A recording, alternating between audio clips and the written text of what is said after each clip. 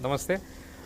આજરોજ ચંડીસર તાલુકો પાલનપુર મુકામે હિન્દુસ્તાન પેટ્રોલિયમ કોર્પોરેશન લિમિટેડના એકમ ખાતે ડિસ્ટ્રિક્ટ ક્રાઇસિસ મેનેજમેન્ટ ગ્રુપ અને HPCLના ઉપક્રમે એક લેવલ 3 મોક ડ્રીલ યોજાઈ ગઈ.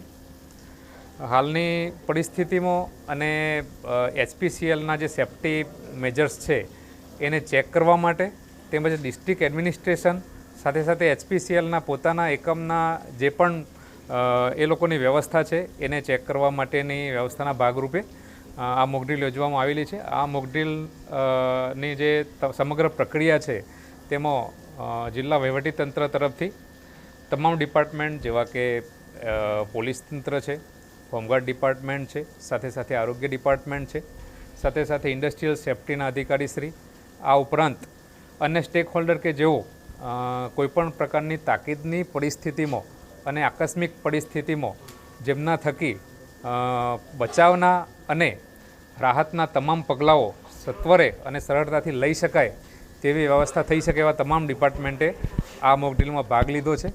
અને એકંદરે આ મોક ડ્રીલમાં તમામ પ્રકારના ઉચ્ચતમ એચિવમેન્ટ લેવામાં આવેલા છે. સાથે સાથે HPCL તરફથી આ મોક ડ્રીલ માટે લેવલ 3ની જે મોક ડ્રીલ કરવામાં આવી એના માટે તમામ પ્રકારના પગલાઓની સાથે સાથે ખૂબ જ સારી રીતે તમામ બાબતો અનુસરવામાં આવી છે.